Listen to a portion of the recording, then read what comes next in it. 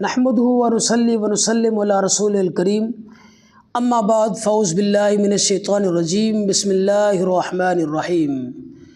تمام معزز سامعین و ناظرین کو روحانی دنیا میں خوش آمدید۔ امید کرتا ہوں اللہ کے فضل و کرم سے تمام احباب خیر و عافیت کے ساتھ ہوں گے۔ آج آپ کو انشاءاللہ العزیز حاسدین کے شر سے محفوظ رہنے کے لیے ایک وظیفہ بیان کرنے جا رہا ہوں۔ ہمارے بہت سارے احباب نے یہ بار بار اصرار کیا ہے، پوچھا ہے کہ حاسدین کے حسد سے کیسے بچا جائے۔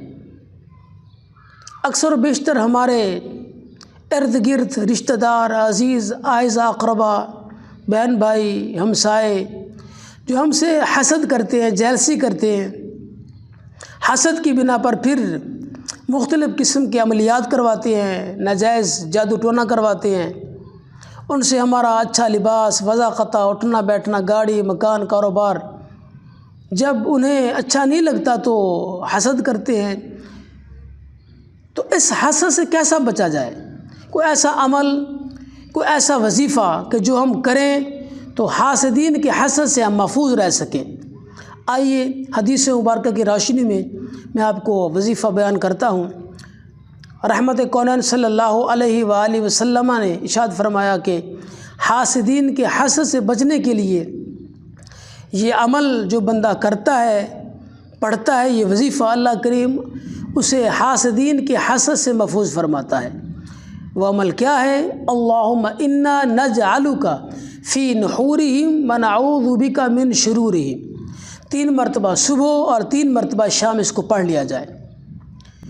انشاءاللہ العزیز حاسدین کے حسد سے محفوظ رہیں گے، اور ساتھ ہی سورہ فلق اور ناس اس کو بھی 3 مرتبہ صبح اور 3 مرتبہ شام کو پڑھ لیا جائے تو انشاءاللہ العزیز اس وظیفے کے برکت سے آپ تمام احباب حاسدین کے حسد سے محفوظ رہیں گے۔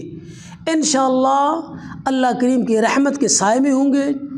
دشمنان، حاسدین جتنے بھی ہیں، جیلسی کرنے والے، وہ جس قدر بھی آپ کے اوپر حسد کی وجہ سے، جیلسی کی وجہ سے، دشمنی عداوت کی وجہ سے، بغض کی وجہ سے جو بھی عمل کروائیں گے آپ پر، تو انشاءاللہ اس عمل کا آپ پر اثر نہیں ہوگا، بشرط یہ ہے کہ آپ روزانہ کی بنیاد پر صبح و شام اللہم انا نجعلک فی نحورہم ونعوذ بک من شرورہم 3 مرتبہ، سورہ فلق اور ناس 3 مرتبہ اپنا روزانہ کا معمول بنا لیجئے۔ انشاءاللہ العزیز آیات بینات کے صدقے میں، وظیفے کی برکت سے آپ حاسدین کے حسد سے ہمیشہ کے لیے محفوظ رہیں گے۔ آپ کا کاروبار، آپ کی آل اولاد، بچے، فیملی، سب کچھ انشاءاللہ العزیز حاسدین کے حسد سے محفوظ رہیں گے۔ جزاکم اللہ خیرا۔